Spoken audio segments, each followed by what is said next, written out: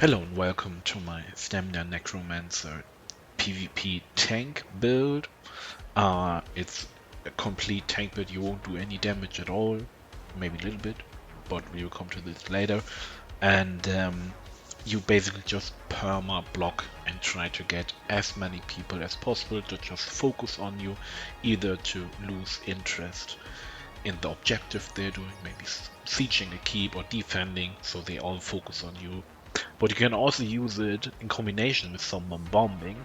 Magicka Nightblade actually works the best of it, because you have cloak and you can sneak up to them. And then I would also suggest having a ranged bomb build, because with all the damage incoming on you, all the AoE, a full damage bomber will just get exploded, right? So in combination, ranged Magicka Bomb Blade with Vicious Death, Plague Break, and maybe Dark Convergence to pull. Anyway, let's get into this build. Quick look into the character screen. I'm Orc, that's just the race I'm on my Necro. Other races probably will work better, like Imperial for the in general cost reduction. That also applies to block. Then we have Nord for additional resist, Argonian for the potion sustain. That's just a few to mention. I'm on Orc and I'm doing completely fine on it. We have all points in health, since we want to have our health as high as possible, and still we maintain decent stats, which is 21k stamp and close to 20k Magicka. Monolith, we are using the Lady to increase our resistance even further, let's say. Other monoliths I don't really need, like Ritual for some more healing could be nice, but the rest I don't really know if it's actually worth it. You don't need any stamina recovery since you perma-block. Magicka sustain is completely fine, so you also don't need more Magicka sustain. Lady here is the right pick for me. Obviously we are stage 3 vampire, getting the undeath passive, increasing our mitigation the lower health we are. Buff food, bewitched sugar skull, just the tri-stat buff food, increasing all of our maximum attributes, health, stamina and magicka. Potions we are using the immovability potions. We just get 10.4 seconds of CC immunity, restore some health and some stamina. Stamina is nice when we block and we are pretty low on stamina. We can use a potion, but you're not really often low on stamina. I just quickly check. Yeah, medical use I have, because 10.4 seconds it is. The other poison on front par we are using is the escapist poison. When they proc, it's 4.4 seconds of CC immunity, and the more CC immunity we have, the better it is, because we can't get stunned, which won't drop our block. Perfect.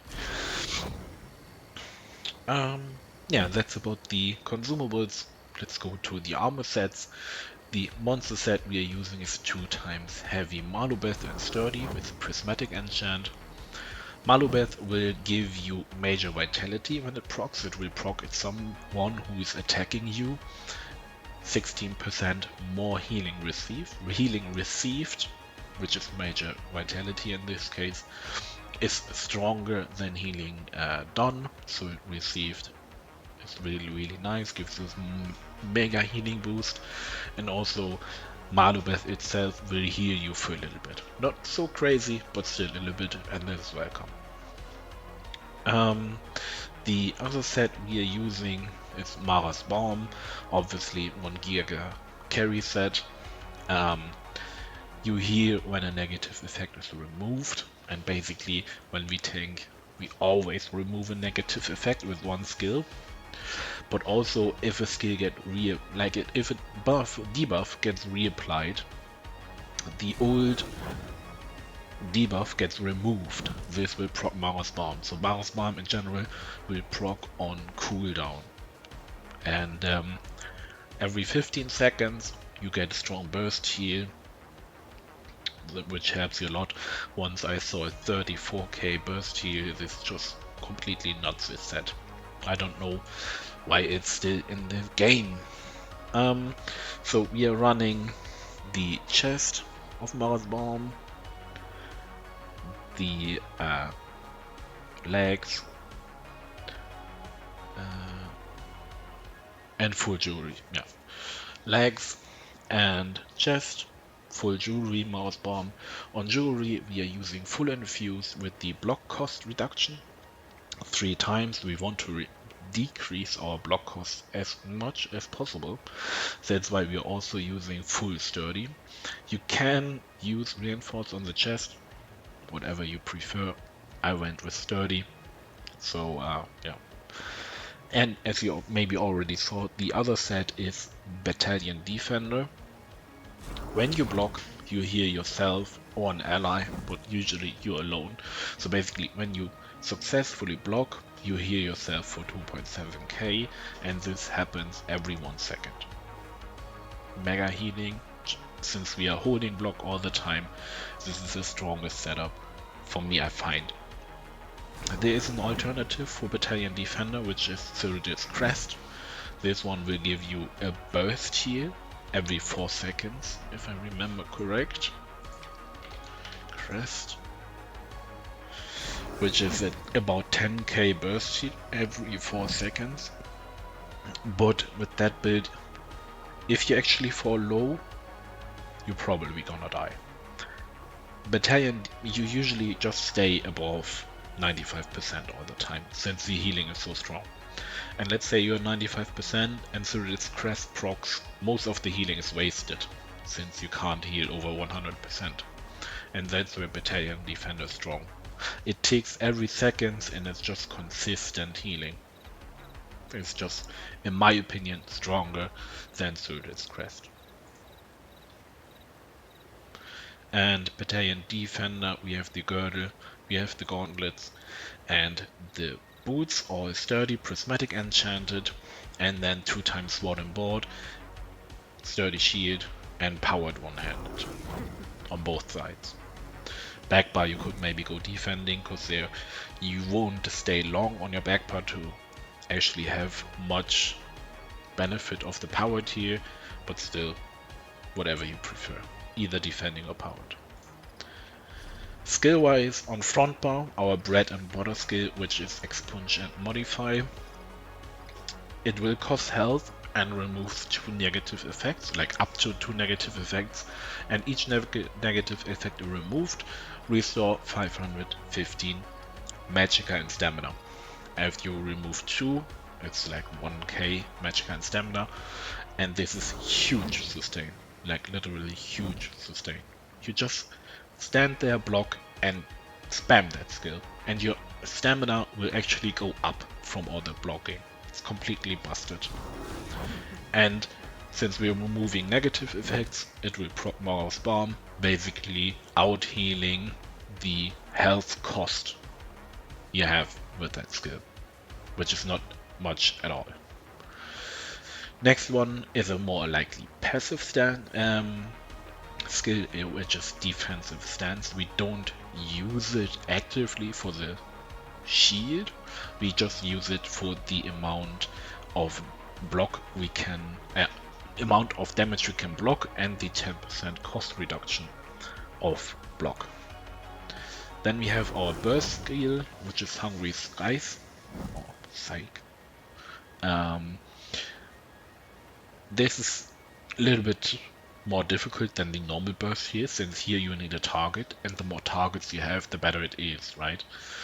And that's why it's kind of nice to have some guards on you, which you can just hit and get the burst heal.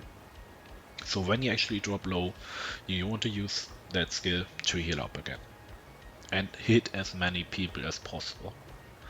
Then we have Mortal Coil, another healing over time, which is nice, but we also restore magicka and stamina during the active time, and this is nice because this is not regen, because for example stamina regen is completely disabled while blocking, It also restores the stamina while you're blocking, since it doesn't count as regeneration. Then we have just Flare for the passive major protection, while we have it on our bar 10% damage mitigation, and with the passive we also get some magical recovery, but you obviously have to unlock that skill. Anyway, I didn't have it. Still worked. And then we have on front bar we have temporary guard for the minor protection with 5% less damage. And we also get sometimes some small shield when we block, right? The 5k damage. On back bar we have Sanguine Altar. It's only there, you can't obviously use the synergy, but it has a really huge range and everyone gets minor lifesteal. And everyone who has minor lifesteal on them, when we damage them, we heal. And we damage them with the champion point, which I will show later. Then we have defensive stance again. Here I have still the boneyard. Wait. Actually, usually I'm using the totem here. Totem here, everyone around you gets stunned, which gives you some time to recover, because while they're stunned, they can't attack you. When you stand in it, you also get minor protection.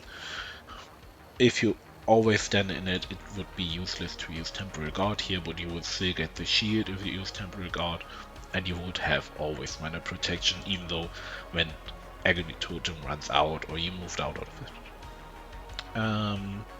Yeah, then we have Spirit Guardian for the 10% damage mitigation. It takes some healing, some recovery while it's active. Just a great skill. And our armor buff, which is Summoner's Armor, giving us major resolve, and also a corpse when the effect ends. You can use the heavy armor skill Immovable. You will be completely snared when you use it, but you get 6 seconds of CC immunity and you get increased block mitigation. I did some testing, it's a great skill, it's mega broken, but I just don't like it. If you use that skill and suddenly there's a meatbag on you, usually sometimes you can even tank in a meatbag, but if it's just get too much and you just recently used it, you can't move for 6 seconds, and I don't know, I just prefer Summoner's Armor, obviously also for the visuals.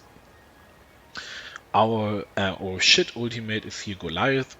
When we drop really low and we have many people and you're kinda sure you won't hold for long, you can go into Goliath. It's expensive, but it's still super strong, and during that time, on that build, you're basically immortal. No one can kill you when you're in Goliath and perma blocking. Coming to champion points now.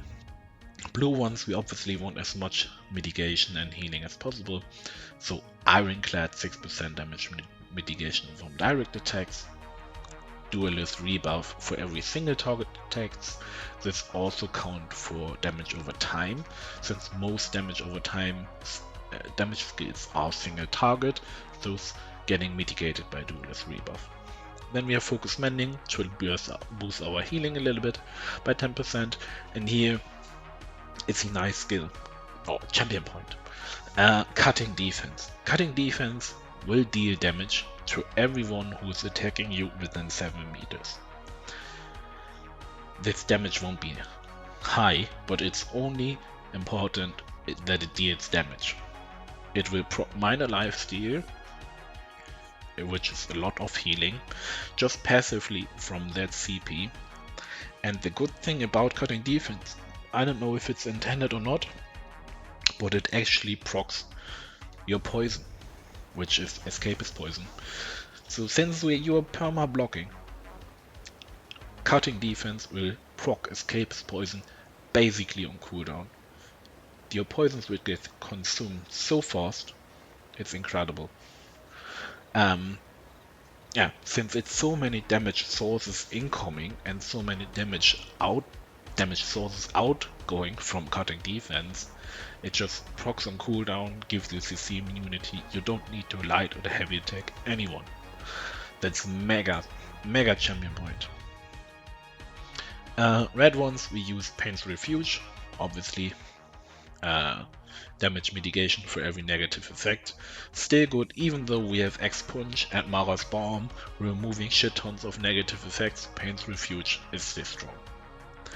Then we have Juggernaut, we have immovability potions and poisons, and gain a lot of crowd control immunity. And during that uptime, we get 5% less damage. Just nice to have. Survival Instincts, decreasing our cost of core combat skill when we have a status effect on us, which is blocking, break free, dodge. Just nice to have this 25% cost reduction. And then Bracing Anchor, we get 20% of block mitigation, a little bit of snare, but completely fine since our build is made for standing there and blocking. Sure, sometimes you need to move a little bit around, maybe to dodge some sieges, but usually we're there to stand our ground, hold block all the time. So Bracing Anchor is a really good choice here. And that's about the build. I actually had fun. It can get boring pretty fast, or when you don't find Zergs who actually attack you, but in general, it's a nice alternative to the usual PvP, and as I mentioned in the beginning, you can combine it with the bomber, bait people to just focus on you, and then have someone to bomb them. Yeah, enjoy the build, and see you in the next video.